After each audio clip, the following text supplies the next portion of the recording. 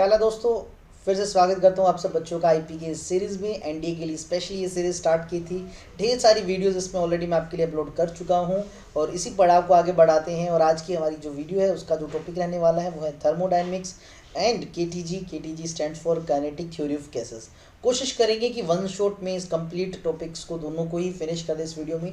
इससे पीछे वाली वीडियोस में भी काफ़ी बेहतरीन टॉपिक्स कर लिए थे। जिन्होंने वो वीडियोस मिस कर दी तो ऊपर आपको प्लेलिस्ट का लिंक मिल रहा है आईपी की सीरीज़, तो सभी वीडियोस उसको जरूर देख लें यार। आपके एनडीए के जो 25 क्वेश्चन है आसानी से इस सीरीज से हो जाएंगे आपके। तो चलिए क्लास को कर देते हैं स्टार्ट। चैनल को जो पहली बार देख रहे हैं वो सब्सक्राइब कर दीजिए और वीडियो अगर अच्छी लगे तो लाइक करना भी मत भूलना। तो अगर आप देखें तो सबसे पहला जो हमारा कंसेप्ट है वो है थर्मल इक्विलिब्रियम। ये जो वर्ड है थर्मल वर्ड कहीं पर भी आ जाए तो समझ लीजिए बेटा जी हीट की बात हो रही है या टेम्परेचर की बात हो रही है। और यहाँ पर equilibrium stands for a condition. अगर आपको बोला जाए कि आपके पास दो बॉडीज़ हैं, एक हायर टेम्परेचर पे है एक लोअर टेम्परेचर पे है, तो आपको कहा भैया ये आपके पास दो ऑब्जेक्ट्स ले लिए हमने, तो एक का टेम्परेचर हाई है TH लिखा, एक का लोअर है TL लिखा। और अगर दोनों को कनेक्ट कर दें तो आपको पता है हीट एक बॉडी से दूसरे में जाएगी। कब तक हीट ट्रांसफ़र होगी? जब तक दोनों का टेम्परेचर बराबर नहीं हो जाता, जब तक एक कंडीशन अटेन ना हो जाए। जब दोनों का टेम्परेचर बराबर हो जाएगा उस कंडीशन को हम थर्मल इक्विलिब्रियम बोल देते हैं। क्या बोल देते हैं? थर्मल इक्विलिब्रियम उस कंडीशन को बोल देते हैं। ठीक है, आई थिंक सो ये बात बहुत आपको क्लियर हो चुकी होगी। अब इसी थर्मल इक्विलिब्रियम के कंसेप्ट के बेस पे ही थर्मोडायनेमिक्स का पहला लॉ है। पहला ना बोल के इसको जीरोथ लॉ कहा जाता है, जीरोथ लॉ ऑफ थर्मोडायनेमिक्स। वो बिल्कुल इसी कंडीशन पे बेस्ड है। क्या है जीरोथ लॉ ऑफ थर्मोडायनेमिक्स? आप बहुत आसानी से समझते हैं। मान लीजिए हमारे पास तीन अलग अलग सिस्टम्स हैं। System in the sense, system किस चीज़ को कहा जाता है? आप जिस भी चीज़ की स्टडी कर रहे हैं, जिस लिक्विड की या जिस गैस की स्टडी कर रहे होते हैं उसको सिस्टम कहा जाता है। तो अगर आपको कहा जाए तीन सिस्टम है, सिस्टम ए बी के साथ थर्मली इक्विलिब्रियम में है, यानी इन दोनों में टेम्परेचर बराबर हो चुका है। आपको चाहे कहा जाए सिस्टम ए सी के साथ भी थर्मल इक्विलिब्रियम में है, तो इसका मतलब बी और सी भी आपस में थर्मल इक्विलिब्रियम में होंगे। इसी चीज़ को कहा जाता है बेटा जी जीरोथ लॉ। क्या कहा जाता है? जीरोथ लॉ कहा जाता है। अब इसका नाम जीरोथ लॉ इसलिए आया क्योंकि ये टेम्परेचर के कंसेप्ट के बारे में बताता है जो कि काफ़ी फंडामेंटल है। हालांकि फर्स्ट लॉ ऑफ थर्मोडायनेमिक्स आ चुका था, ये काफ़ी बाद में डिस्कवर हुआ और पता लगा यार ये तो उससे भी ज़्यादा बेसिक है, इसको पहले रखना चाहिए। अब फर्स्ट लॉ से पहले क्या रखा जा सकता है, तो नाम दे दिया इसका जीरोथ लॉ। अब ये जो सिस्टम वर्ड यूज़ कर रहा हूँ, देखो सिस्टम मैंने वर्ड यूज़ किया, एक्चुअल में सिस्टम बोलते हैं किसका? देखिए हर वो चीज़ जिसकी हम स्टडी कर रहे हैं, in which we are taking special interest. यार अगर मैं आपको बोलता हूँ एक सिलेंडर के अंदर गैस भरा हुआ है तो हम गैस की बात कर रहे हैं, तो gas is a system. Clear? अब सिस्टम कई तरह का होता है। एक होता है ओपन सिस्टम। अब ओपन सिस्टम किसको बोलते हैं? एक ऐसा सिस्टम जैसे मान लीजिए एक डिब्बा है, डिब्बे के अंदर गैस भरी हुई है और मैं तुम्हें कहूँ कि यार जो डिब्बे की गैस है ये बाहर जा सकती है या बाहर से कोई और गैस आ सकती है। ये जो डिब्बा है अपनी हीट लॉस कर रहा है या हीट गेन कर रहा है, तो यार देखो यहाँ पर हीट हो या मास हो, दोनों का एक्सचेंज हो सकता है ना। अगर हीट का भी एक्सचेंज हो जाए या मास का एक्सचेंज हो, इस तरह के सिस्टम को ओपन सिस्टम बोलते हैं। और अगर आपको बोलूँ मैं कि वो चैम्बर है उसके अंदर फिर से वही गैस भरी हुई है लेकिन ये चैम्बर बंद है, बंद होने का मतलब गैस तो एस्केप नहीं हो पाएगी, मास का ट्रांसफर तो नहीं हो पाएगा, पार्टिकल तो नहीं जा पाएंगे, लेकिन हाँ ये जो कंटेनर है या अगर कंडक्टर है तो यार हीट को लॉस और गेन कर सकता है। तो एक ऐसा सिस्टम जिसमें हीट का एक्सचेंज तो हो जाए लेकिन मास का ना हो पाए, वो सिस्टम आपका क्लोज सिस्टम कहलाता है।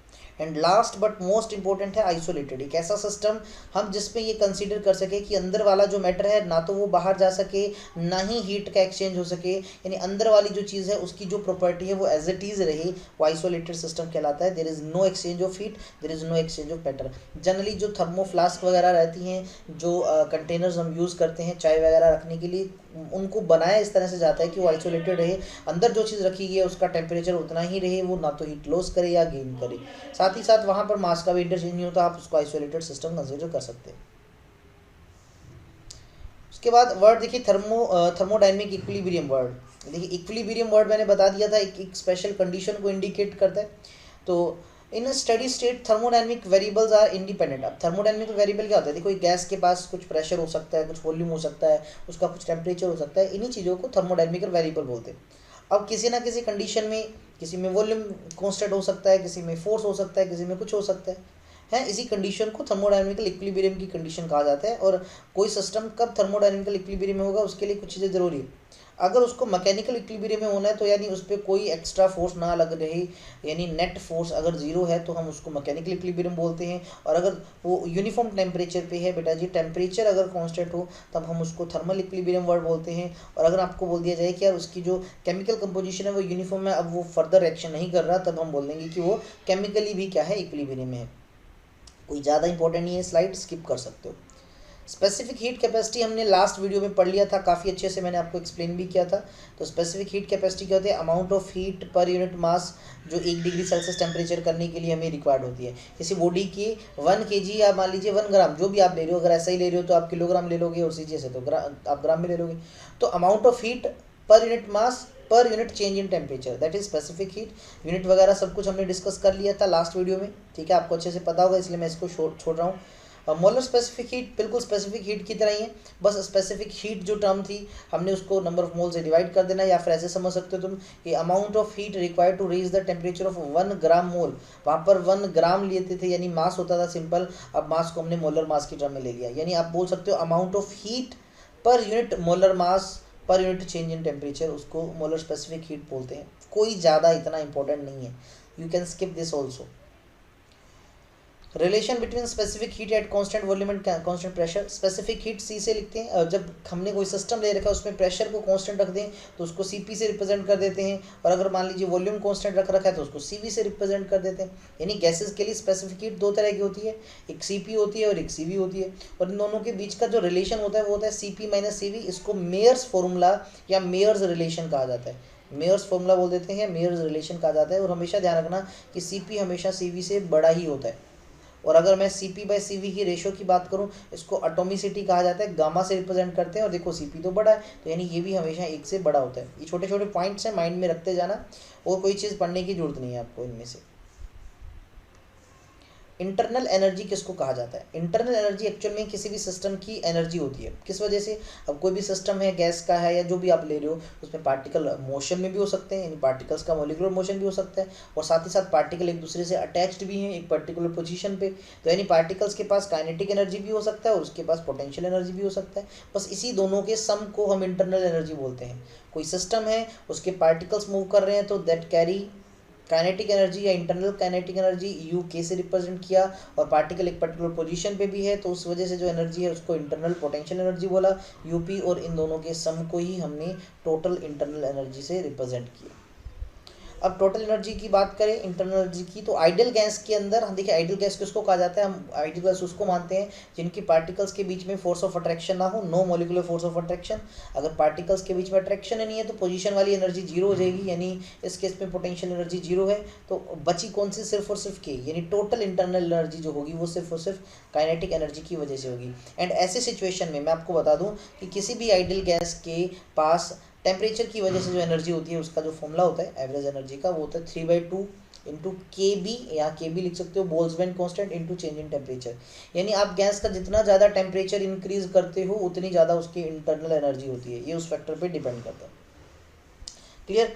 यहाँ पर ये म्यू इंटू आर, म्यू आपको मैं बता दूं नंबर ऑफ मोल्स है, और आर यहाँ गैस कांस्टेंट है, आप इसको सिंपली के बी भी लिख सकते हो, बोल्ट्जमैन कांस्टेंट 3/2 KBT फॉर्मूले से भी लिखा जा सकता है। देखिए कुछ जगह थर्मोडायनेमिक्स में हमें हीट का, वर्क का और इंटरनल एनर्जी का साइंस का यूज़ पड़ेगा, तो हम उसको पहले ही समझ लेते हैं कि प्लस माइनस साइन का क्या मीनिंग है।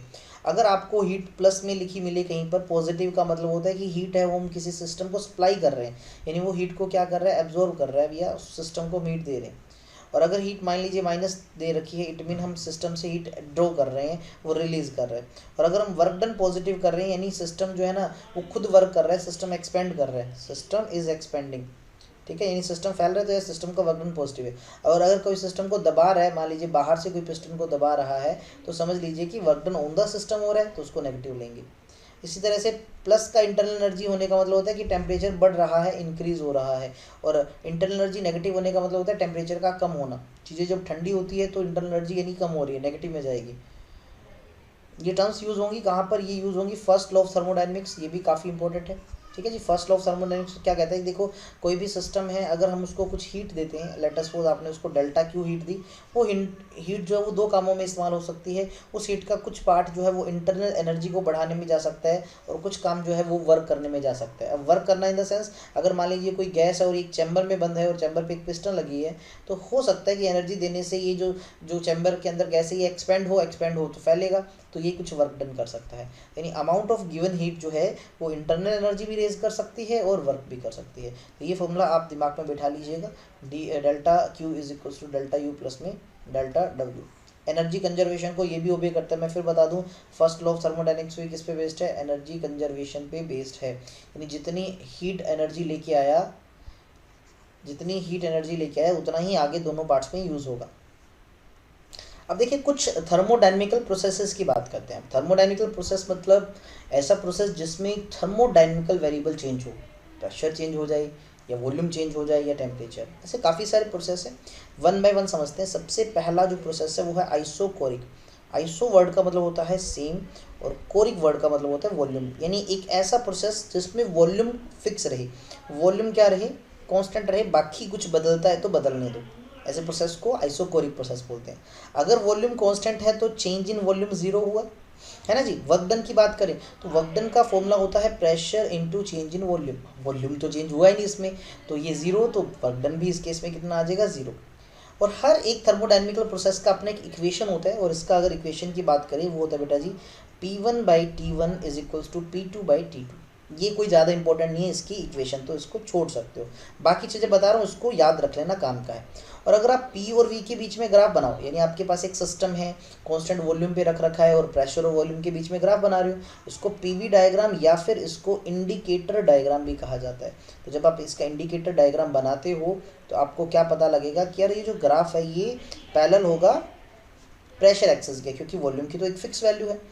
दूसरे प्रोसेस पे चलें, इसको कहा जाता है आइसोबैरिक प्रोसेस। अब आइसो वर्ड का मतलब वही सेम, और जो बार वर्ड होता है वो प्रेशर के लिए होता है, तो आप समझ ही चुके होंगे। तो एक ऐसा प्रोसेस है जिसमें प्रेशर जो है वो कांस्टेंट रहता है, बाकी कुछ बदलता है तो बदलने दो। यानी delta P is equals to zero. Work done इस केस में होगा कितना, P into delta V, zero नहीं होगा वर्क डन इस केस में। इसकी इक्वेशन की बात करें तो V1/T1 is equals to V2/T2 होता है। और अगर इंडिकेटर डायग्राम की बात करें तो वो आपका जो वॉल्यूम वाला एक्सिस है उसके पैरेलल होता है, perpendicular to the pressure axis. And इसके बाद तीसरा एंड मोस्ट इंपॉर्टेंट प्रोसेस है, स्टार लगा रहा हूँ, आइसोथर्मल। आइसो का मतलब अगेन बेटा जी सेम, थर्मल का मतलब होता है टेम्परेचर। एक ऐसा प्रोसेस जिसमें टेम्परेचर जो है वो कांस्टेंट रहे, बाकी कुछ बदलता है तो बदलने दो। जैसे मेल्टिंग का प्रोसेस है, मैं इसका एग्जांपल यहाँ लिख देता हूँ। जैसे मेल्टिंग हो गया या बॉइलिंग प्रोसेस हो गया, क्योंकि मेल्टिंग या बॉइलिंग के दौरान ना ऑब्जेक्ट का जो टेम्परेचर है वो कांस्टेंट रहता है, वो एक आइसोथर्मल प्रोसेस है। तो यानी इसमें डेल्टा टी कितना होगा, जीरो होगा, क्योंकि प्रेशर टेम्परेचर तो कांस्टेंट है, चेंज तो जीरो होगा।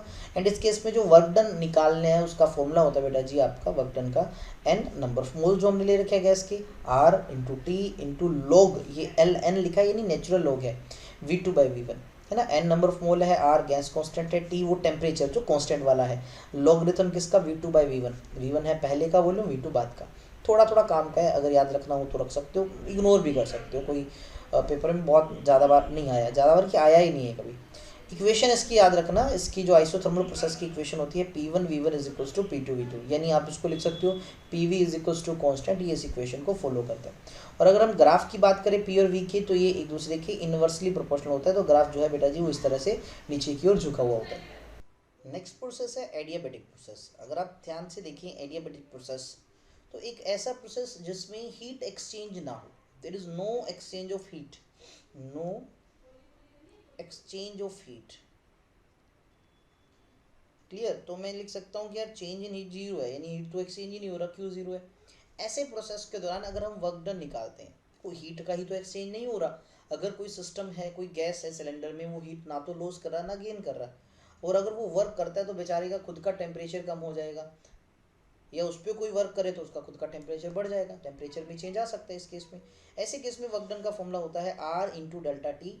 Are is gas constant, delta T है चेंज इन टेम्परेचर, क्योंकि वो तो होगा, हीट तो वो ना तो ले सकता ना दे सकता। गामा-1 डिवाइड बाई गामा-1, गामा है एटोमिसिटी, CP/CV का जो रेशो होता है। ऐसे केसेस में अगर हम इक्वेशन की बात करें एक एडियाबेटिक प्रोसेस की, तो आप याद रख सकते हैं पी वी की power gamma is equals to constant. ये याद रखिए तो ज़्यादा बेटर है। क्या? पी वी की पावर गामा, पी वी की power gamma, gamma is atomicity, C P by C V का रेशियो, ये कॉन्स्टेंट होता है। अगर आप इसको टेम्परेचर और वॉल्यूम के टर्म में कन्वर्ट करना चाहो तो और कर सकते हो, प्रेशर और टेम्परेचर की करना चाहो तो कर सकते हो, बट कोई ज़्यादा ज़रूरत नहीं है। मतलब आपसे जस्ट ये पूछ सकते हैं कि एडियाबेटिक प्रोसेस होता क्या है। तो ऐसा प्रोसेस जिसमें हीट एक्सचेंज ना हो उसको बोलते हैं। और इसके ग्राफ की बात करें तो वो भी पी और वी का ग्राफ इन्वर्सली वाला होगा, बस ग्राफ में थोड़ा सा फर्क होगा। एडियाबेटिक की जो कर्व है वो आइसोथर्मल के कंपैरिजन में ज़्यादा स्टिपर होगी, यानी झुकाव होगा नीचे की तरफ। इस प्रोसेस का कोई एग्जांपल दूं? बिल्कुल। अगर कहीं पर एकदम से सडन गैस जो है वो एक्सपेंड करे, सडन एक्सपेंशन हो कहीं पर, या सडन कंप्रेशन हो कहीं पर, एकदम से किसी को दबा दिया जाए, या जैसे ट्यूब फटती है टायर की तो एकदम से एक्सपेंशन होता है। आप अपने मुंह से जब हवा निकालते हो इस तरह से, तो क्या होता है, मुंह से थोड़ी सी वो जगह से एकदम से एयर बाहर आती है, वो सडन एक्सपेंशन है। तो सडन एक्सपेंशन में क्या होता है, टेम्परेचर चेंज हो जाता है, क्योंकि हीट तो एक्सचेंज हो नहीं पाती, टेम्परेचर चेंज हो जाता है। और टेम्परेचर चेंज होने से क्या होगा भाई, टेम्परेचर चेंज होने से चीज़ ठंडी हो जाती है। आप सबको एक बहुत अच्छी ज्ञान की बात बताऊँ, आप सबने हु एंड हा सुना होगा। What I am talking you, who and हा। हु एंड हा। हु में क्या करते हो, आप अपने माउथ को इस तरह से प्रेस करते हो, ऊ शेप बना लेते हो, और जब मुंह से हवा निकलती है वो थोड़ी सी जगह से निकलती है तो सडन एक्सपेंड करती है, सडन एक्सपेंड करेगी। तो sudden expansion is adiabatic process. तो उसको टाइम नहीं मिलता हीट एक्सचेंज करने में, मतलब वो आस पड़ोस से हीट नहीं ले पाता, तो वो जो एयर निकलती है बेचारा एकदम से वर्क कर रहा है, एक्सपेंशन के दौरान हीट मिली नहीं तो खुद का ही टेम्परेचर कम हो जाता है। तो जो हु से निकली हुई हवा है वो ठंडी होती है, जब चेक करें ना ठंडी हवा आती है। लेकिन अगर आप करते हो हा बोलते हो, इस तरह से करके देखना, हाँ करने से क्या होता है, जो मुंह से निकलने वाली हवा होती है वो गर्म होती है। ठीक है, क्यों? क्योंकि आप पूरा मुंह को खोले हुए तो जो एयर है वो नॉर्मली बाहर निकल रही है, सडन एक्सपेंशन वाला सीन नहीं है। सडन एक्सपेंशन नहीं है तो हमारी बॉडी का टेम्परेचर अंदर का लगभग 37 है, थोड़ा सा गर्म है, वही गर्म हवा बाहर निकलती है तो हमें थोड़ा सा वो गर्म महसूस होता है। So this is the difference between हु एंड हा। I think so clear to you. ये जस्ट आपको बता रहा हूँ, ये प्रोसेस है एडियाबेटिक प्रोसेस और आइसोथर्मल। खा वाला जो प्रोसेस है वो आपका आइसोथर्मल ही है, और एडियाबेटिक प्रोसेस कौन सा है आपका, हु वाला। पॉलीट्रोपिक किसको कहा जाता है? देखिए पॉलीट्रोपिक भी एक प्रोसेस है जिसमें एक से ज़्यादा चीज़ें कांस्टेंट हो। ठीक है, उसको कहा जाता है। ये नहीं आपसे पूछा जाता, तो इसको छोड़ सकते हैं, you can leave this. Clear? Okay, चलिए बढ़ते हैं अगले कदम। हम पढ़ते हैं आपका थर्मोडायनेमिक्स का second law, second law of thermodynamics. यार क्विक फास्ट सीरीज कर रहे हैं, मैं एकदम से बढ़िया चीज़ भी बता रहा हूँ और बहुत ज़्यादा डीप में भी नहीं जा रहे, क्योंकि यही आपको एग्जाम पॉइंट ऑफ व्यू से देखना है, इतना ही पढ़ना है। तो थर्मोडायनेमिक्स का जीरोथ लॉ आपको याद होगा, वो टेम्परेचर का कंसेप्ट बताता है, इक्विलिब्रियम का बताता है। फर्स्ट लॉ ऑफ थर्मोडायनेमिक्स आपको पता है एनर्जी कंजर्वेशन पे बेस्ड है, कि amount of heat given is equals to internal energy plus work done के। And second law of thermodynamics है, उसमें दो स्टेटमेंट्स आई थी। पहली है केल्विन और प्लैंक की स्टेटमेंट। इन्होंने क्या कहा कि अभी देखो, कोई भी प्रोसेस ऐसा पॉसिबल नहीं है जिसमें जिसमें whose sole result is absorption of heat from a reservoir and complete conversion of heat into work. कहता है कि ऐसा कोई भी प्रोसेस नहीं है जिसमें आप किसी भी सोर्स से आप क्या करते हो बेटा जी, हीट लो और उस हीट को आप 100% जो है वो वर्क में कन्वर्ट कर दो, यानी आप मशीन को जो हीट दे रहे हो उससे 100% काम किया जा सके, ऐसा नहीं है। यानी कोई भी डिवाइस तुम नहीं बना सकते जो 100% एफिशिएंट है। कंक्लूजन ये निकाल सकते हो कि किसी भी डिवाइस की एफिशिएंसी 100% नहीं हो सकती, ये इसने कहा। एक और स्टेटमेंट आई क्लैसियस स्टेटमेंट जिसको कहा जाता है। देखिए कोई भी प्रोसेस ऐसा पॉसिबल नहीं है जो जिसका जो रिजल्ट है वो क्या करे, हीट को एक ठंडी बॉडी से गर्म बॉडी में अपने आप पहुंचा दे। देखिए हीट जनरली हाई टेम्परेचर वाले से लो में जाती है। क्या आप मुझे बता सकते हो कि लो टेम्परेचर बॉडी से अपने आप हीट हाई टेम्परेचर पे जा सकती है? कहता है ऐसा कभी नहीं होता, अपने आप कभी पॉसिबल नहीं है ये प्रोसेस। हाँ, हम एक्सटर्नल वर्क करवा सकते हैं, जैसे कि रेफ्रिजरेटर के अंदर होता है ये काम। अगला कंसेप्ट हमारा है बेटा जी हीट इंजन का कंसेप्ट। किसका कंसेप्ट है? Heat engine. Actually heat engine क्या है? एक इंजन डिवाइस ही होता है, एक डिवाइस ही है ये बेटा जी। क्या करता है? जो हीट एनर्जी को कन्वर्ट करता है मैकेनिकल एनर्जी में, यानी हीट को यूज़ करता है और बदले में मैकेनिकल वर्क करता है, कोई पार्ट्स को मूव करवा देता है। जैसे कि आप गाड़ी चलाते हैं, व्हीकल, चाहे 4 व्हीलर हो चाहे 2 व्हीलर हो। अब उसमें मान लीजिए मैं एक 2 व्हीलर चला रहा हूँ और आपको पता होगा petrol as a fuel use होता है, क्योंकि उस पेट्रोल से हीट एनर्जी बनाई जाती है और उस हीट एनर्जी को मैकेनिकल में कन्वर्ट किया जाता है। और आपने देखा होगा एक पिस्टन मूव करती है जो कि बाद में व्हील से कनेक्टेड होता है, फाइनली व्हील्स मूव करते हैं और वो व्हीकल मूव करता है। चाहे आप डीजल इंजन की बात करो, चाहे पेट्रोल इंजन की बात करो, चाहे स्टीम इंजन की बात करो, सभी आपके हीट इंजन्स की कैटेगरी के अंदर आ जाते हैं। Every heat engine is basically consist of 3 part. मतलब अगर हम बाई कंस्ट्रक्शन वाइज देखें तो हीट इंजन के जो अगर बेसिक पार्ट है, हालांकि ऐसे तुम सिस्टमेटिक मैकेनिकल पार्ट्स की बात करो तो बहुत सारे होते हैं, लेकिन काम करने के लिए जो मेन चीज़ें जरूरत है वो होता है एक hot reservoir card source. Hot reservoir card source मतलब एक सिंपली समझो एक सोर्स होता है जिसका काम होता है कंटिन्यू हीट का सप्लाई करना या कंटिन्यू हीट देना। अब जैसे हमारी जो व्हीकल्स होते हैं उसमें हम पेट्रोल डालते हैं तो वो पेट्रोल ही तो लगातार हीट बनाता है। दूसरा वर्किंग सब्सटेंस। वर्किंग सब्सटेंस देखिए वो चीज़ होती है जो एक्चुअल में वर्क करती है, जो हीट को एब्जॉर्ब करके वर्क डन करती है। ये गैस सी फॉर्म में होते हैं जनरली, है ना। अदरवाइज अगर पेट्रोल इंजन की बात करो तो वहाँ पेट्रोल के वेपर्स बना लिए जाते हैं, वो इसका काम करते हैं। कोल्ड रिजर्वोयर क्या होता है, देखिए एक्चुअल में जो वर्किंग सब्सटेंस है वो जितना वर्क करता है ठीक है, और बाकी बची हुई हीट जो है वो किसको देता है, वो देता है बेटा जी सिंक। और हम मान के चलते हैं कि यार सिंक ऐसा होता है जिसको कितनी मर्जी हीट दे दो कोई फर्क नहीं पड़ता। जनरली सराउंडिंग आप इसको बोल सकते हो। एक सिस्टमेटिक डायग्राम की बात करें हीट इंजन की तो कुछ ऐसा होता है, जो वर्किंग सब्सटेंस होता है वो हॉट रिजर्वोयर से यानी सोर्स से, जो कि हायर टेम्परेचर पे T1 पे उससे कुछ Q1 अमाउंट ऑफ हीट लेता है और उस हीट का कुछ वर्क कर देता है। मतलब उस हीट को लेके उसको कुछ वर्क में कन्वर्ट कर देता है। Let us suppose W work कर दिया और बाकी बची हुई हीट लेट अस सपोज वो Q2 है, वो किसको वापस दे देता है, वो कोल्ड रिजर्वोयर को, यानी जो सिंक होता है जो लो टेम्परेचर पे T2 उसको दे देता है। तो ये कुछ एक जनरल सा फंडा है। अब अगर यहाँ पर देखें एक हीट इंजन की बात करें तो अगर हम इसको अगर ध्यान से देखो तो यार वो Q1 हीट एब्जॉर्ब करता है एक्चुअल में, यानी उसने सोर्स से Q1 हीट लिया और उसमें से कुछ वर्क कर दिया W, और बाकी बची हुई हीट जो है वो Q2 दे दी। तो एक्चुअल में यूज़ कितना किया उसने, सर यूज़ तो किया Q1 माइनस Q2, इतना ही तो उसने हीट यूज़ किया, यानी इतने पार्ट को ही तो उसने वर्क में कन्वर्ट किया है, तो यानी ये W के बराबर होना चाहिए। तो ऐसे डिवाइसेस के केस में जो कुछ इनपुट लेता है बदले में आउटपुट देता है तो हम एक फैक्टर डिफाइन करते हैं, दैट इज एफिशिएंसी, कि वो कितना काम करता है। यार एफिशिएंसी कैसे निकाला जाता है, उसका आउटपुट जो उसने वर्क किया डिवाइड बाय उसका इनपुट। अब वर्क किया W लेकिन एक्चुअल में हीट ली कितनी थी, ली तो उसने Q1 थी, तो W अपन में Q1। अब W को क्या लिखा जा सकता है, मैंने अभी कहा कि वर्क डन है वो बेटा जी Q1 माइनस Q2 के बराबर है, तो यहाँ लिख दिया Q1 minus Q2 divide by Q1। अब यहाँ पर डिवाइड करें तो आपके पास एफिशिएंसी का फॉर्मूला जो आता है, ध्यान रखना कोफिशिएंट ऑफ विस्कोसिटी के लिए भी यही ईटा सिंबल लगाया था, एफिशिएंसी के लिए भी यही है। तो क्या था बेटा जी 1 माइनस Q2 अपॉन में Q1। और अगर हम इसको टेम्परेचर की टर्म में भी कन्वर्ट करें तो आपका ये 1 माइनस T2 बाई T1 के बराबर हो जाता है। और अगर इस फॉर्मूले को आप जरा ध्यान से देखो तो आपको एक बात बड़ी क्लियर पता लग रही है कि देखो यार अगर आपको एफिशिएंसी 1 चाहिए, 1 का मतलब होता है बेटा 100% एफिशिएंसी चाहिए, कि जो ये डिवाइस है हीट इंजन है जितनी हीट लेता है सभी को वर्क में कन्वर्ट कर देता है। तो अगर आपको एफिशिएंसी 1 चाहिए तो तभी पॉसिबल है जब आपका Q2 बाई Q1 या फिर बेटा जी T2 बाई T1 जो है वो जीरो आ जाए, यानी ये बाद वाला वेक्टर जो है इधर आप देख पा रहे हो ये जीरो होगा तभी ऐसा काम होगा। अब ये जीरो दो केसेस में हो सकता है, या तो आपका T2 जो ऊपर वाली टर्म है या जो Q2 है वो आपका कितना हो, जीरो हो, या जो डिवाइड बाई टर्म है जो यानी Q1 या जो T1 है वो कितना हो जाए, इन्फिनिटी। दोनों ही पॉसिबल नहीं है। अब T2 Q2 जीरो होने का मतलब क्या है कि जो सिंक है उसको बिल्कुल भी हीट ना दी जाए या सिंक का टेम्परेचर जीरो हो। और Q1 T1 इन्फिनिटी होने का मतलब क्या है कि जो हमारा सोर्स है वो हमें इन्फानाइट अमाउंट ऑफ हीट दे, उसका टेम्परेचर इन्फानाइट हो। यार ये दोनों ही जो चीज़ें हैं ये नॉट पॉसिबल, पॉसिबल नहीं है, पॉसिबल नहीं है, तो ये फैक्टर जीरो नहीं आएगा, और जीरो नहीं आएगा तो 100% एफिशिएंसी नहीं होगी। इसीलिए किसी भी हीट इंजन की एफिशिएंसी 100% नहीं होती, ये बात आपने याद रखनी है, ठीक है। हमेशा हीट इंजन की एफिशिएंसी लेस देन यूनिटी होती है, यानी ईटा जो है वो 1 से कम ही होता है।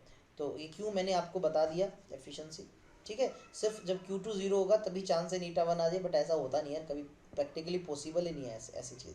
और आपको इस स्टैंजा से याद रखना है कि देखो efficiency engine to engine vary करती है। याद रखना efficiency of steam engine, steam engine आपको पता होगा पहले ट्रेन में यूज़ होता था, भाप यूज़ होती थी, कोयला डालते थे, उससे पानी को स्टीम में बदला जाता था, steam act as a working substance, और फिर उससे टर्बाइन वगैरह, टर्बाइन नहीं सॉरी पिस्टन घुमा के इंजन चला लिया जाता था।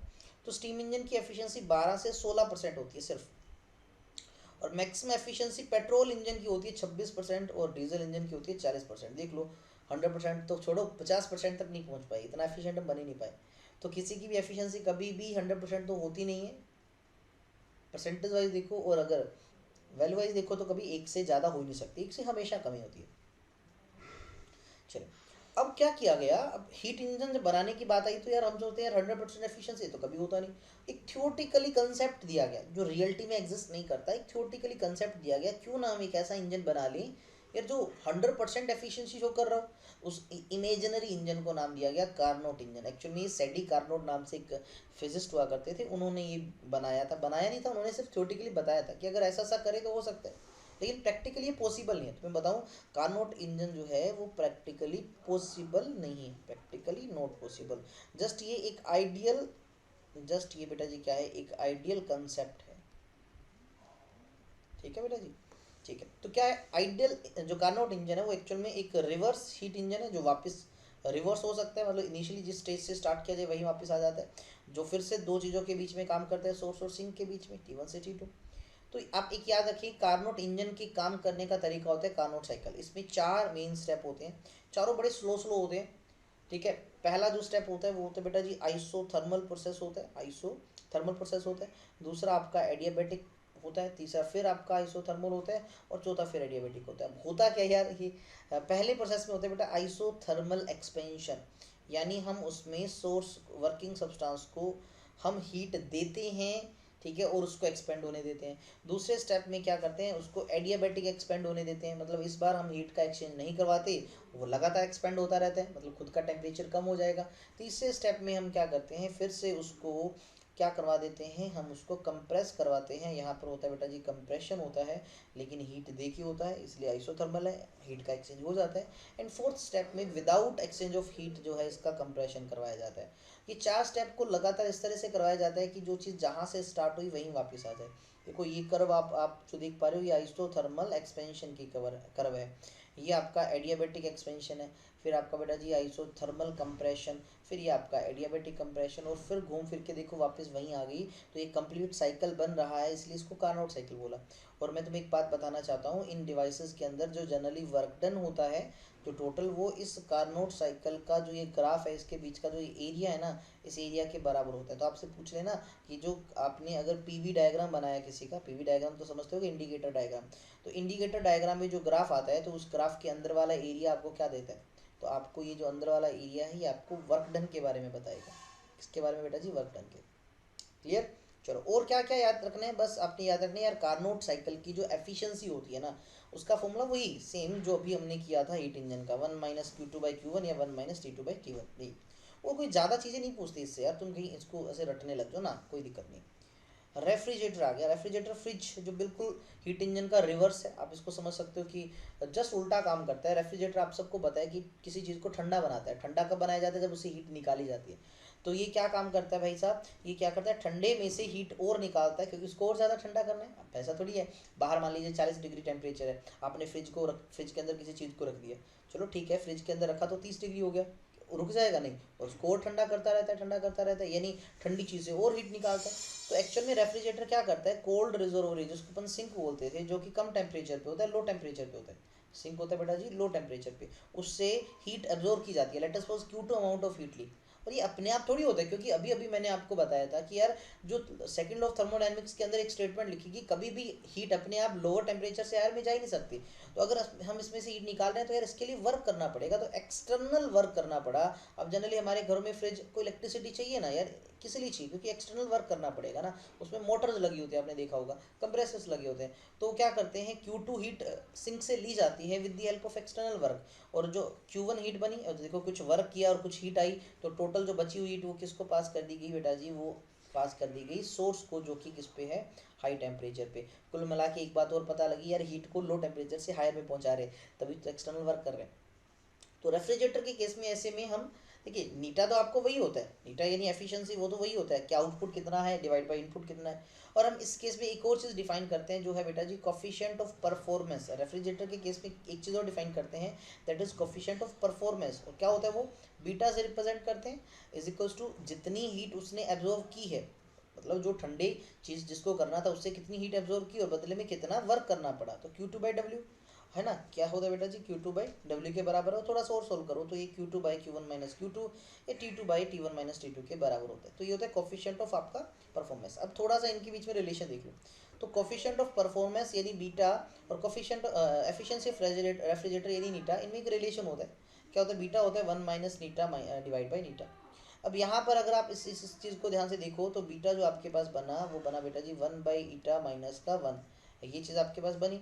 अब ईटा की कुछ ना कुछ वैल्यू होगी लेकिन एक से कम होगी, और ये पूरा ओवरऑल फैक्टर देखो तुम नेगेटिव जाएगा, यानी आपके पास कोफिशिएंट ऑफ परफॉर्मेंस हमेशा नेगेटिव में रहता है। हाँ भाई साहब, थर्मोडायनेमिक्स खत्म हो चुका है, अब हम बात करेंगे काइनेटिक थ्योरी ऑफ गैसेस की। फटाफट इसी वीडियो के अंदर होने वाला है, कोई अलग से वीडियो नहीं है। KTG stands for kinetic theory of gases, kinetic theory of gases.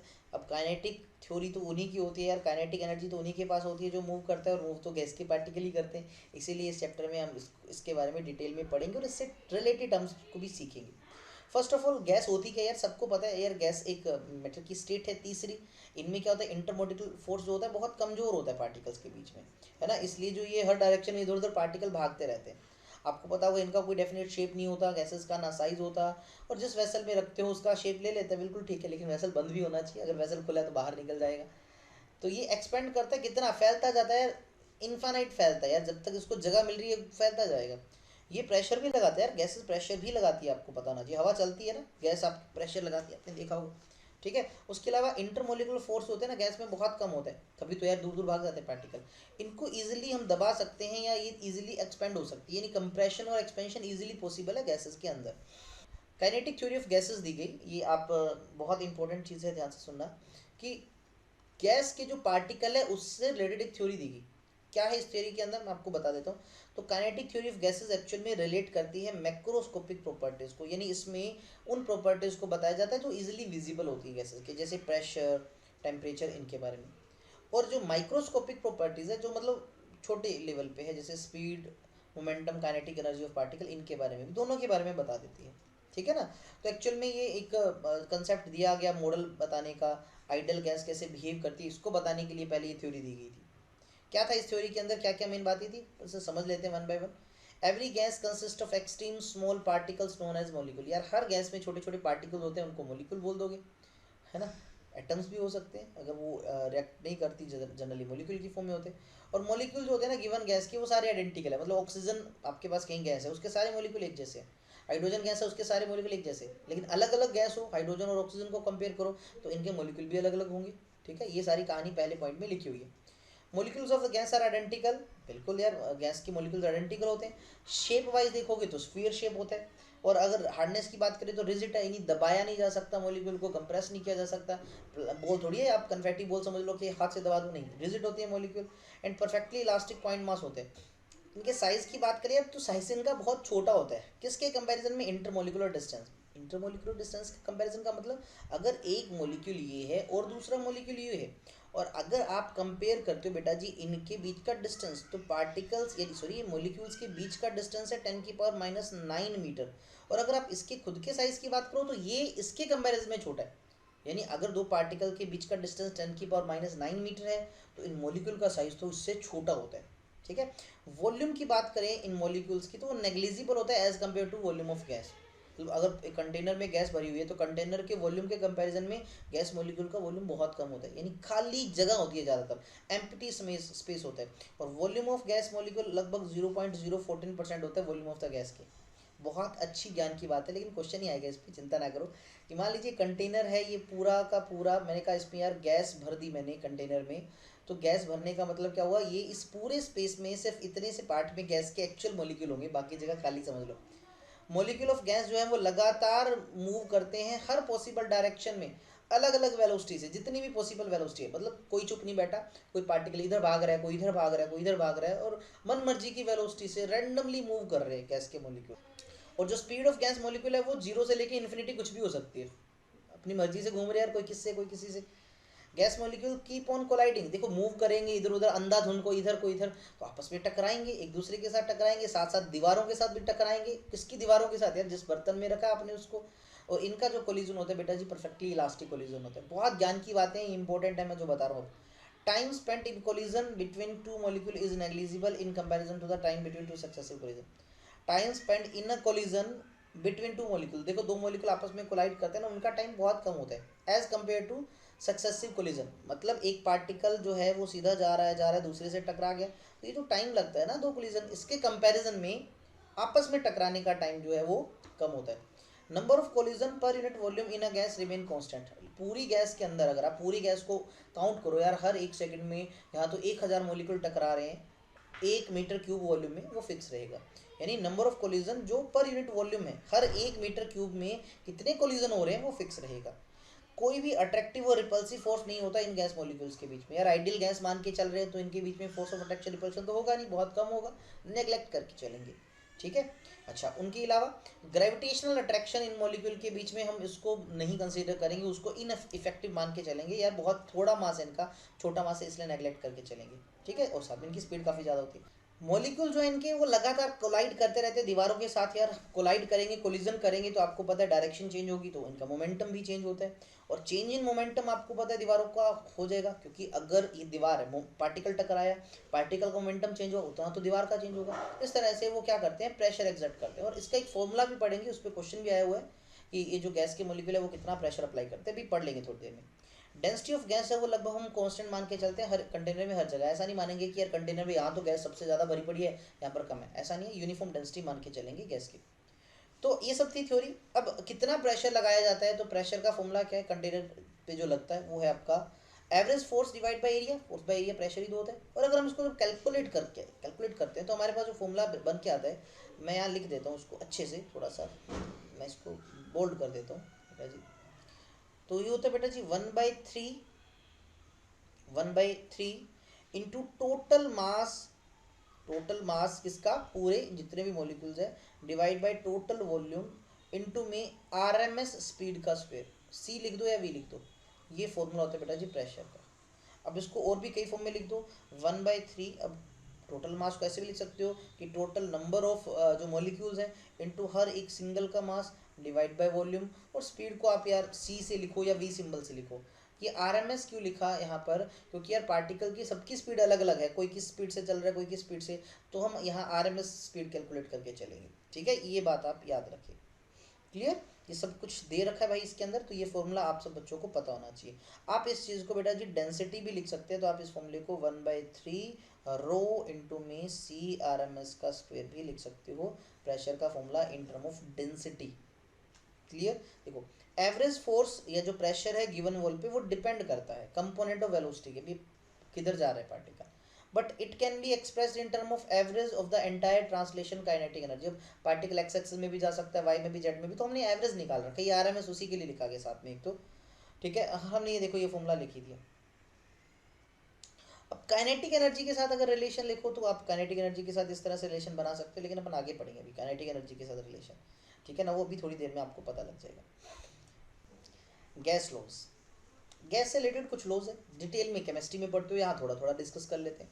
इनको डिस्कस करने से पहले आप ये इक्वेशन याद रखिए, P V is equals to n R T. P V is equals to n R T, ideal gas equation सब बच्चों को पता।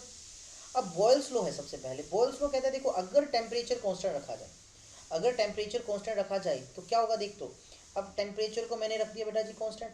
अब एन क्या होता है, नंबर ऑफ मोल्स होते हैं, कॉन्स्टेंट है, आर गैस कॉन्स्टेंट, ये सारी चीज़ कॉन्स्टेंट आ गई, यानी P V is equals to constant आ गया।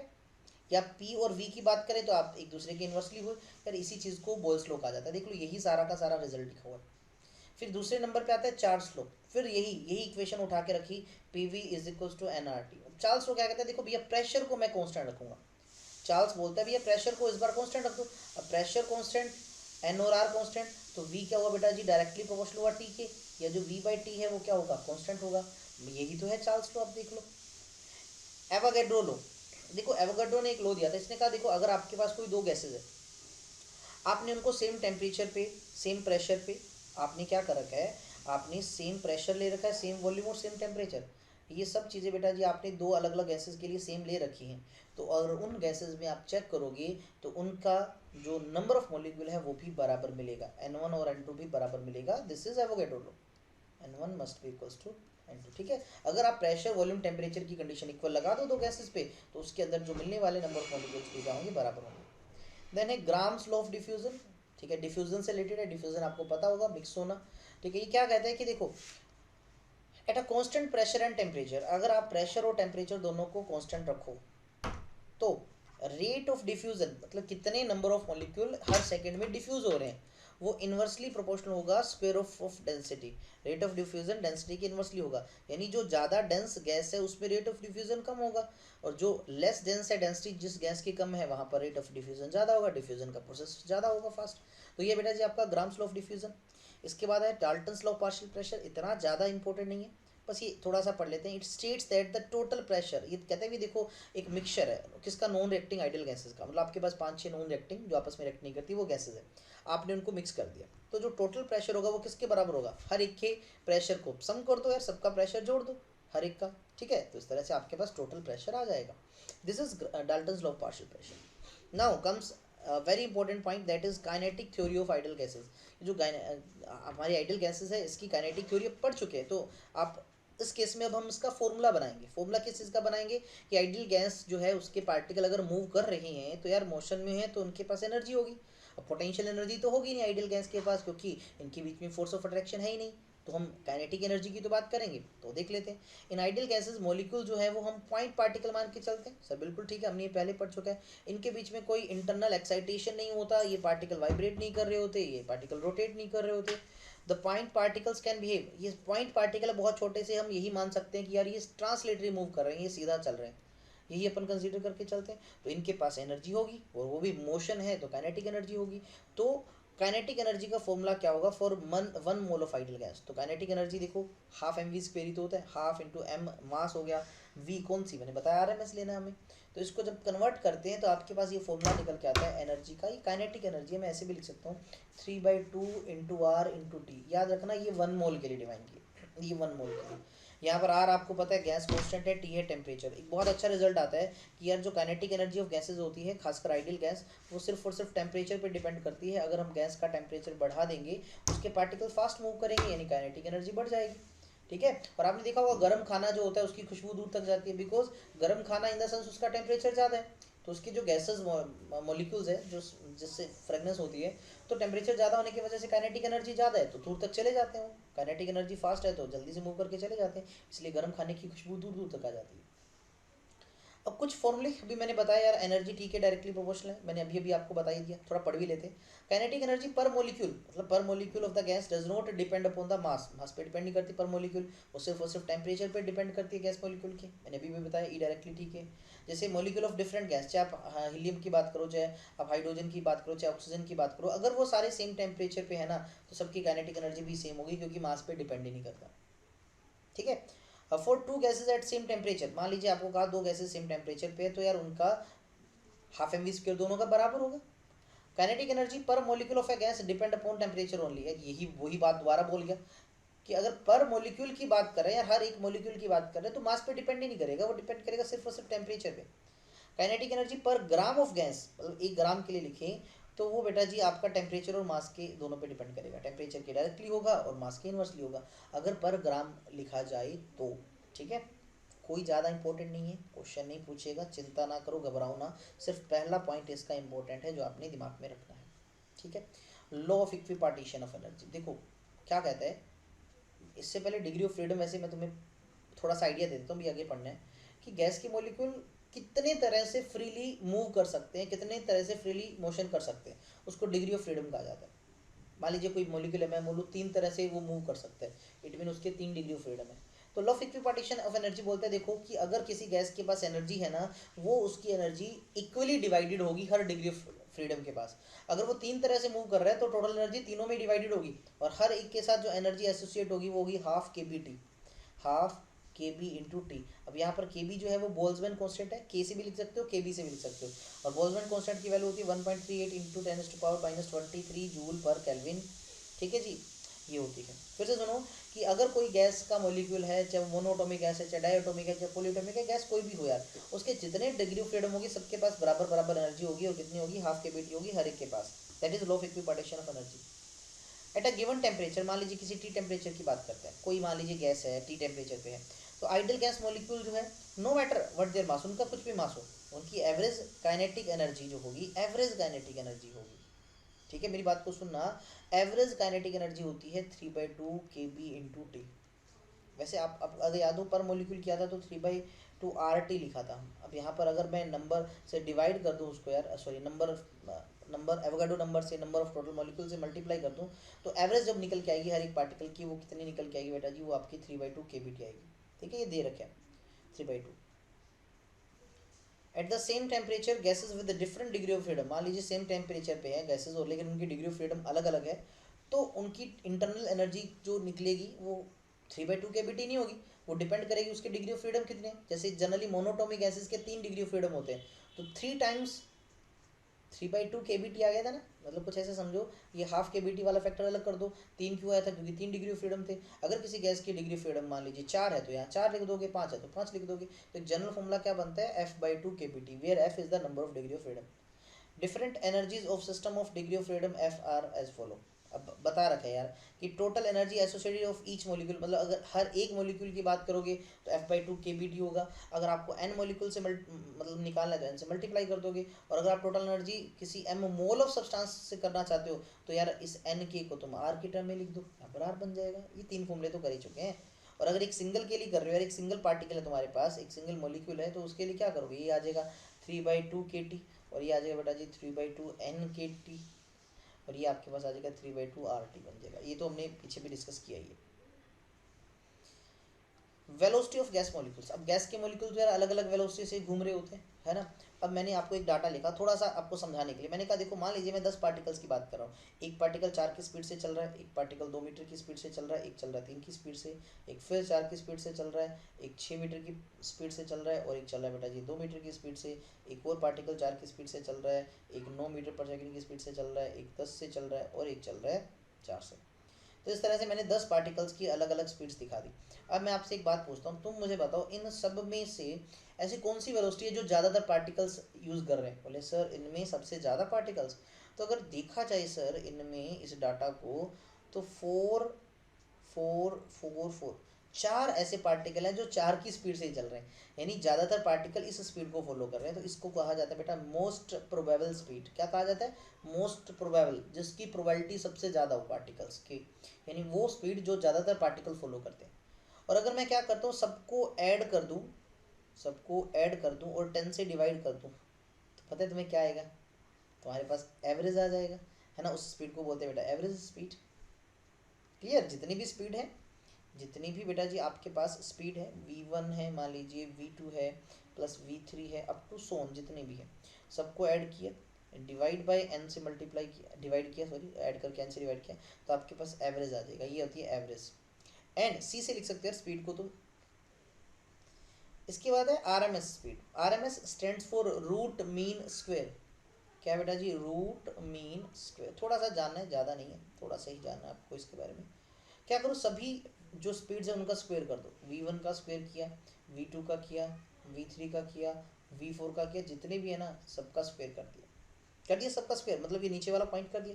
अब सबका मीन निकालो, तो सबको मैंने ऐड किया जितने भी है और डिवाइड बाय n, सबका मीन आ गया, मीन आ चुका है। अब सबका रूट कर दो, अब पूरे का रूट कर दिया। तो ये जो चीज़ होती है ना बेटा, इसको RMS कहलाया जाता है, ये RMS स्पीड होती है। ठीक है, तो क्या करो, सबका स्क्वायर कर दो, सबका मीन निकालो, रूट कर दो, इसको रूट मीन स्क्वायर कहा जाता है। तो 3 तरह की स्पीड डिफाइन करते हैं अपन, मैंने आपको बता ही दिया 3 तरह की स्पीड कौन कौन सी करते हैं, मोस्ट प्रोबेबल करते हैं, एवरेज करते हैं और RMS। और इनके फॉर्मूले भी होते हैं, तो आप देख सकते हो इनका फॉर्मूला। जैसे मोस्ट प्रोबेबल का होता है √2 RT/m, आपको पता है R गैस कांस्टेंट है, T टेम्परेचर और M मास है। इसी तरह से एवरेज का फॉर्मूला होता है 8 RT/m और जो RMS होता है वो होता है 3 RT/m। अब जरा ध्यान दो, RT/m तो कॉमन है तीनों में, RT/m, तो इधर से √2 आया, इधर से √8/pi आया, इधर से √3 आया। अगर आप इनको एग्जैक्ट वैल्यू वाइज देखो तो ये 1.41, ये 1.596 और ये 1.732, तो ये इनकी रेशियोज होती हैं। इससे एक बहुत अच्छी बात पता लगती है कि जो आपकी RMS स्पीड होती है ना बेटा जी, CRMS, वो हमेशा सबसे ज़्यादा होती है, फिर उससे कम जो होती है बेटा जी एवरेज होती है, और सबसे कम जो होती है वो मोस्ट प्रोबेबल होती है। ठीक है ना, ये इनकी वैल्यूज़ की बात करें, इस रेशियो से आप आइडिया लगा सकते हो। ठीक है, आई थिंक सो ये बात समझ आ गई होगी। देखो एक दो टॉपिक ही बचे हैं इस टॉपिक चैप्टर के, that is degree of freedom. Degree of freedom होता क्या है, मान लीजिए आपको मैंने कहा एक मॉलिक्यूल है, तो यार वो क्या कर सकते हैं, वो मोशन कर रहे हैं। अगर काइनेटिक थ्योरी ऑफ गैसेस में तो यही पढ़ रहे हैं ना, उनके मोशन की बात कर रहे हैं। तो ये मोशन कितने तरह से कर सकता है सर? मोशन ये एक्स एक्सिस के अलोंग जा सकता है, ये वाई के अलोंग जा सकता है, जेड के अलोंग जा सकता है, अकेला पार्टिकल है, छोटा सा वाइब्रेशन को तो क्या कंसीडर करेंगे, ना ही रोटेशन को कंसीडर करेंगे खुद के एक्सिस पे, बहुत पॉइंट साइज है ना। तो 3 तरह से ये फ्रीली एक्स वाई जेड में जा सकता है। तो कितने इंडिपेंडेंट वेज होते हैं उनके मोशंस के, उसी को डिग्री ऑफ फ्रीडम कहा जाता है। देखो डिग्री ऑफ फ्रीडम एक सिस्टम का क्या होता है, refer to possible independent motions, वो कितने तरह से पॉसिबली मूव कर सकता है, total number of independent modes, तरीके जिनमें एक सिस्टम के पास एनर्जी हो सकती है। अब मोशन है तो एनर्जी तभी होगी ना, अगर particle X Y Z 3 axis में जा सकता है तो यानी 3 एक्सिस में एनर्जी हो सकती है। तो these are degree of freedoms. ठीक है। इंडिपेंडेंट मोशन जो है ना वो ट्रांसलेटरी भी हो सकता है, रोटेशनल भी हो सकता है, वाइब्रेशनल भी। सिंगल है तो ट्रांसलेटरी करेगा। अगर मान लीजिए कोई 2 मॉलिक्यूल का सिस्टम है, जैसे H2 है, Ca2 है, Cl2 है, ठीक है ना, O2 है, डायटोमिक मॉलिक्यूल, अगर पॉलीएटॉमिक मॉलिक्यूल की बात करें तो वहाँ पर रोटेशनल और ट्रांस वाइब्रेशन भी आ जाते हैं। तो डिग्री ऑफ फ्रीडम 3 तरह के होते हैं, 3 टाइप्स के होते हैं। ट्रांसलेटरी डिग्री ऑफ मोशन, सीधा चल रहा हूँ, रोटेशनल जब कोई रोटेट कर रहा हूँ, वाइब्रेशनल जब कुछ वाइब्रेट कर रहा हूँ। तो इसको निकालने का एक जनरल फॉर्मूला होता है, degree of freedom is always equals to 3 times A minus का बी। अब यहाँ पर बेटा जी ए होता है नंबर ऑफ पार्टिकल्स, और बी जो होता है, बी होता है इनकी आपस में इंटरेक्शन या रेजिस्ट्रक्शन या रिलेशंस बोल देते हैं, इनके आपस में रिलेशंस है यानी रेस्ट्रिक्शंस भी बोल देते हैं। तो ये फॉर्मूला है। मतलब सर कैसे फॉर्मूला यूज़ करना है, तो मैंने आपको कहा देखो बहुत ही सिंपल सा तरीका है। मैंने कहा आपके पास एक पार्टिकल है, एक इकलौता पार्टिकल है, क्या इसकी किसी दूसरे के साथ रिश्तेदारी होगी, क्या इसकी किसी के साथ रिलेशन होगी? नहीं। तो बी को 0 ले लो क्योंकि रिलेशन तो है ही नहीं। अब पार्टिकल कितने, पार्टिकल तो एक है, तो नंबर ऑफ पार्टिकल हुआ 1। तो डिग्री ऑफ फ्रीडम निकालने का तरीका क्या होता है, वो होता है 3 times A minus B. 3 times ए कितना है 1, बी कितना है 0, तो आपके पास बेटा आया 3। तो यानी 3 डिग्री ऑफ फ्रीडम है, यानी ये पार्टिकल 3 अलग अलग तरह से एनर्जी कैरी कर सकता है, वही एक एक्स एक्सिस में मूव करके, एक वाई में मूव करके और एक जेड में मूव करके। तो 3 इंडिपेंडेंट वेज है, that is degree of freedom. यार यही तो है डिग्री ऑफ फ्रीडम। तो आई थिंक सो तुम्हें ये फॉर्मूला समझ आ गया होगा जो मैंने अभी भी आपको बताया। देखिए अब अलग अलग पार्टिकल्स की हम डिग्री ऑफ फ्रीडम निकालते हैं। सबसे पहले एटॉमिसिटी ऑफ गैस। एटॉमिसिटी का मतलब कितने एटम्स है उसमें। तो सबसे पहले जैसे मोनो एटॉमिक मतलब एक एटम वाली गैस, जैसे हीलियम है, न्यून है, आर्गन है, इनके लिए तो बेटा नंबर ऑफ पार्टिकल्स तो एक ही है इसके अंदर, ए। और बी होता है रिलेशन। अब एक का रिश्तेदार किसके साथ निकालोगे, कुछ नहीं है, तो डिग्री ऑफ फ्रीडम 3 निकल के आते हैं, है ना। तो इसका मतलब पार्टिकल जो है वो 3 इंडिपेंडेंट से मूव कर सकता है, और तीनों की तीनों इसके ट्रांसलेटरी होते हैं, वो ये डिग्री ऑफ फ्रीडम ट्रांसलेटरी। ठीक है। फिर अपन दूसरे पे चलते हैं। अगर मान लीजिए हमारे पास एक ऐसी गैस है जो डायटोमिक है, डायटोमिक मतलब 2 एटम्स वाली, ठीक है, 2 एटम्स वाली डायटोमिक, जैसे H2, O2, N2, Cl2, CO, carbon monoxide, 2 ही तो एटम है, तो इसमें नंबर ऑफ एटम्स 2 हुए।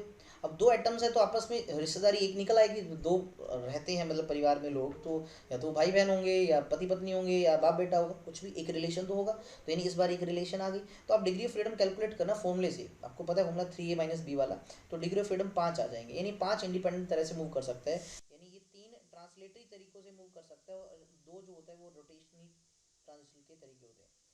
अगर हम एक ट्राई एटॉमिक नॉन लीनियर की बात करें, ट्राई एटॉमिक समझ रहे हो, 3 एटम वाला, जैसे H2O, 2 हाइड्रोजन 1 ऑक्सीजन, 3 एटम हो गए, लेकिन नॉन लीनियर है, एक लाइन में नहीं है। इसका शेप आप देख पा रहे हो, इस तरह से मैंने बनाया एक ट्रायंगल के शेप में। अब अगर ट्रायंगल के शेप में तो रिलेशन कितनी होगी, इनके आपस में रिश्तेदारी, इनके आपस में, इनके आपस में 3 रिलेशन होगी, 3 ही पार्टिकल हैं, डिग्री ऑफ फ्रीडम निकालना 6 आएंगे। और अगर मैं बोलता हूँ कि वो ट्राइएटॉमिक लीनियर है, 3 एटम वाला है लेकिन लीनियर है, स्टेट है स्ट्रक्चर, जैसे कार्बन डाइऑक्साइड हो गया, BeCl2 हो गया, तो अब लीनियर होने की वजह से रिलेशन सिर्फ 2 ही होंगी।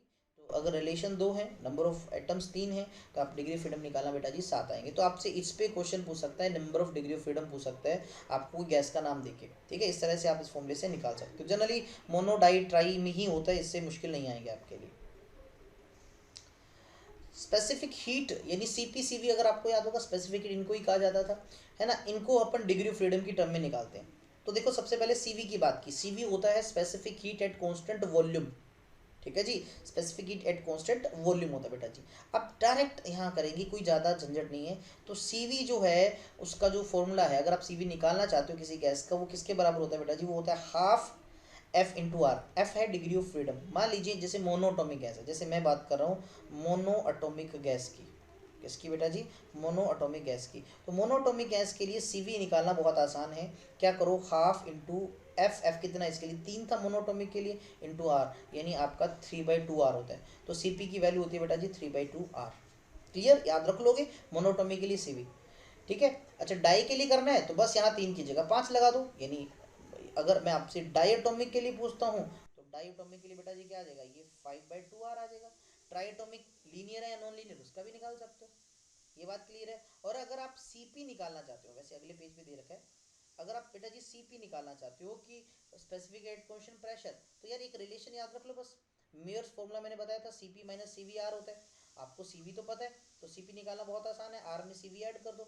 अब सीवी आपको अभी भी फॉर्मूला पता था, क्या था बेटा जी, F/2 इंटू आर, ये तो था ना, F/2 इंटू आर ही तो था, बस उसमें एक आर और जोड़ दो आप, तो आपके पास फॉर्मूला जो बनेगा वो बन जाएगा F/2 + 1 इंटू आर। ये फॉर्मूला बन गया सीपी निकालने का, क्या F/2 + 1 इंटू आर। अब F क्या है, number of degree of freedom. और अगर आप इनका आपस में रेशो निकालो, CP/CV का रेशो, इसको आपको याद होगा एटॉमिसिटी कहा जाता है, तो उसका फॉर्मूला होता है 1 + 2/f। ये 3 फॉर्मूले बहुत काम के, मैं यहाँ पर इनको स्पेशली लिखना चाहूँगा, आप बेटा जी इसको नोट जरूर कर लेना, ठीक है ना। 4 गैसेज, चाहे आपके पास मोनोटोमिक है चाहे आपके पास डायटोमिक है, तो सीवी का जो फॉर्मूला होता है बेटा जी, सीवी का वो होता है F/2 इंटू में आर, ठीक है। और सीपी निकालना है तो इसमें 1 ऐड करना पड़ेगा, तो F/2 + 1 इंटू में आर। और अगर आप एटोमिसिटी निकाल रहे हो यानी सीपी और सीवी का जो रेशो है वो आपके पास आ जाएगा 1 प्लस, कॉपी कर लेते हैं क्या था यहाँ से, हाँ 1 + 2/f था बेटा जी, 1 + 2/f। बेटा जी ये 3 फॉर्मूले बहुत काम के हैं, 1 2 3, ठीक है। यहाँ पर ध्यान देना, f जो है वो क्या है, number of degree of freedom, number of degree of freedom कि उसके पास कितने डिग्री ऑफ फ्रीडम है। और यहाँ पर r आपको पता ही है, r बेटा जी यहाँ पर है गैस कांस्टेंट, ठीक है। ये फॉर्मूला याद कर लेना। अब आपको केस दे दे यार, आपको बोल दे मोनोटोमिक है अगर, तो मोनोटोमिक के लिए आपको बस सिर्फ और सिर्फ f को 3 लिखना है। और अगर डाईएटोमिक है तो आपको पता होगा डाईएटोमिक में बस आपको f को बेटा जी 5 लिखना है। और अगर आपके पास, जरा ध्यान से सुनना, अगर आपके पास ट्राईएटोमिक है वो भी नॉन लीनियर, तो इसमें आपको पता होगा आपके पास f जो था वो 6 था। और अगर आपके पास ट्राईएटोमिक में लीनियर आ जाए तो उसके लिए आपके पास f क्या था, 7 था। बस ये पुट करना है, तुम किसी की भी गैस के निकाल सकते हो। अब एग्जांपल के लिए मान लीजिए तुम्हें क्वेश्चन आ गया, तुम्हें कहा गया भाई Cl2 क्लोरीन गैस का एटॉमिसिटी बताओ। क्लोरीन गैस की सर एटॉमिसिटी कैसे बताएं, तो ये Cl2 है, ये 2 एटम दिख रहे हैं तो यार डायटोमिक हुआ, तो यानी इसके लिए f की वैल्यू बेटा 5 होगी। अब f भी निकालने का तरीका आपको याद होगा, मैंने फॉर्मूला यहाँ लिख देता हूँ, f निकालने का भी होता है बेटा जी 3a - b, हमने वो कर रखा है यार, तुम ऐसे ही डायरेक्ट नंबर याद कर लो। तो अब मैंने कहा एटॉमिसिटी बताओ क्लोरीन की Cl2 की, तो आप f को 5 पुट कर दो, बस यहाँ पर 5 पुट करना है, आंसर आ जाएगा आपके पास। और एक चीज़ ध्यान देखो, ये हमेशा 1 में से कुछ ऐड हो रहा है तो एटॉमिसिटी हमेशा 1 से बड़ी होती है, ये चीज़ ऑलरेडी हम डिस्कस कर चुके हैं पहले की कुछ स्लाइड्स के अंदर। तो बेटा ये थे सीपी और सीवी कैलकुलेट करने की और एटॉमिसिटी कैलकुलेट करने की। And last one topic is mean free path. अब गैस के मॉलिक्यूल्स आपको पता है रैंडम मोशन में है, आपको पता है जिगजैग मूव करते हैं गैस के मॉलिक्यूल कोलिजन की वजह से। देखो इस दौरान वो थोड़ा सा रेस्ट पे, मतलब सीधा चल रहा था, इस पाथ को फ्री पाथ बोलते हैं। फिर इतनी देर वो फ्री था, free path free path free path free path, और इन सब का अगर बेटा जी मैं मीन निकाल दूँ उसको मीन फ्री पाथ बोलते हैं। वो बोल सकते हो एवरेज डिस्टेंस है ये दो कोलिजन्स के बीच का, बस सिंपल सी बात है। इसका जो फॉर्मूला है देखो, लैम्डा से रिप्रेजेंट करते हैं वो होता है 1/√2 n πd²। एन आपको पता ही है क्या है, यहाँ पर नंबर डेंसिटी है। नंबर डेंसिटी मतलब कितने जो पार्टिकल हैं वो पर यूनिट वॉल्यूम है, और जो डी है वो डायमीटर है मॉलिक्यूल का। तो ये फॉर्मूला होता है, इससे सिर्फ और सिर्फ ये याद रखना है कि मीन फ्री पाथ जो है लैम्डा जो है वो n के भी इन्वर्सली है और ये d² के भी इन्वर्सली है, बस इतना याद रखना है। टेम्परेचर के साथ रिलेट करें तो आप याद रख लो ये टेम्परेचर के डायरेक्टली प्रोपोर्शनल है, और अगर प्रेशर के साथ भी रिलेट कर दो तो ये प्रेशर के इन्वर्सली है, बस इतना याद रखना, और कोई ज़्यादा डीप में पूछता ही नहीं है यार इसके बारे में। तो इस तरह से ये आपके बेटा जी कंसेप्ट थे। अब एक दो बातें और है सिंपल से, उनको भी कर ही लेते हैं, काम की है। कुकिंग गैस सबको पता है, सिलेंडर में एलपीजी होता है, LPG stand for liquefied petroleum gas, सबको पता है, ठीक है, जो सैचुरेटेड गैस होती है। And as pressure of saturated vapour is independent of volume, तो जो सैचुरेटेड गैसेज होती है उनका जो प्रेशर होता है वो डिपेंड नहीं करता वॉल्यूम पे, गैस के वॉल्यूम पे, ठीक है ना। तो कहते हैं कि the pressure of gas coming out the cylinder remain constant, इसलिए जब भी सैचुरेटेड गैस है लीक होगी बाहर निकलेगी तो एक कांस्टेंट प्रेशर से निकलेगी, ये नहीं कि कभी ज़्यादा कभी कम, ऐसा कुछ नहीं होगा। कब तक चलता रहेगा, जब तक पूरा सिलेंडर खाली नहीं हो जाता। If the number of molecules in a gas increase, मान लीजिए किसी गैस में नंबर ऑफ मॉलिक्यूल्स को इंक्रीज कर दिया जाए तो टेम्परेचर जो है ना, then the temperature and the kinetic energy और प्रेशर, ये सब कुछ बढ़ जाएगा, क्योंकि सभी जो है ना n के डायरेक्टली प्रोपोर्शनल है। इस पे क्वेश्चन आया हुआ है। आपको बोल दीजिए यार गैस आपने बदल दी और इस बार जो नई गैस भरी है उसमें डबल है मॉलिक्यूल्स, या आधे कर दिए गए, तो यार ये भी आधे हो जाएंगे। कौन आधा हो जाएगा? प्रेशर भी आधा हो जाएगा, टेम्परेचर भी आधा हो जाएगा, ठीक है, और ये सारी काइनेटिक एनर्जी भी आधी हो जाएगी। इस पे क्वेश्चन आया हुआ है एनडी के अंदर, याद रखना, बहुत इंपॉर्टेंट है। मैं स्टार लगा रहा हूँ इस पेज पे, इस पेज पे नहीं, इस टॉपिक पे खासकर। एट कांस्टेंट वॉल्यूम, मान लीजिए वो गैस का वॉल्यूम कांस्टेंट कर रखा है और टेम्परेचर को अपन इंक्रीज करते हैं तो उसकी एवरेज स्पीड भी बढ़ जाएगी, तो प्रेशर भी बढ़ जाएगा, कोलिजन भी फास्ट फास्ट हो जाएगा। जाहिर सी बात है यार, वॉल्यूम फिक्स रखा है, डिब्बा उतना ही है, उस डिब्बे के अंदर गैस है, उसको गर्म कर रहे हो, पार्टिकल को एनर्जी मिलेगी, वो जल्दी जल्दी भागेंगे इधर उधर, एक तो फास्ट मूव करेंगे, साथ में ज़्यादा कोलाइड करेंगे। If two gases are filled in a vessel, then nothing can predict about the pressure of gases. अब देखो दो गैसेस को आपने, मिक्स होने वाली गैसेस को, इन रिएक्टिव नहीं है, नॉन रिएक्टिव नहीं है, वरना नॉन रिएक्टिव होती तो डाल्टन लॉ पार्शियल प्रेशर लगा देते। आपको कहा एक वेसल में दो गैसेस को डाल दिया, कितना प्रेशर होगा आप प्रेडिक्ट नहीं कर सकते, और लेकिन उनकी एनर्जीज को कैलकुलेट किया जा सकता है। कैसे? उनकी हम मीन वेलोसिटी निकाल देंगे, उससे फिर एनर्जी कैलकुलेट हो जाएगी। तो this is your chapter thermodynamics and kinetic theory of gases in single shot, in one shot. इसी तरह से वन शॉट में वीडियोस आगे आती रहेंगी। अगली वीडियो रहने वाली है बड़ी खास, क्योंकि हम उसमें ओसिलेशंस को करेंगे कंप्लीट। ओसिलेशन में भी खासकर simple harmonic motion, SHM, simple pendulum, जिस पे बहुत बार क्वेश्चन आए हुए आपके एग्जाम में, वो करेंगे। देन बारी आएगी वेव्स की, और एक साउंड वेव से अलग वीडियो बनाऊंगा मैं साउंड वेव की, क्योंकि साउंड वेव पे बहुत बार क्वेश्चन आता है, तो उसको भी डिस्कस करेंगे। तो आज की वीडियो को यहीं ख़त्म करते हैं, मिलेंगे अगली वीडियो में। चैनल पे पहली बार आए हैं तो यार चैनल को सब्सक्राइब कर देना, वीडियो अच्छी लगे तो लाइक कर देना, और यार कमेंट जरूर करके जाया करो यार, तुम्हारे कमेंट को मैं देखता रहता हूँ हमेशा, और अपने दोस्तों को भी शेयर करें। तो मिलेंगे अगली वीडियो में, तब तक हंसते रहिए, मुस्कुराते रहिए। जय हिंद, जय भारत।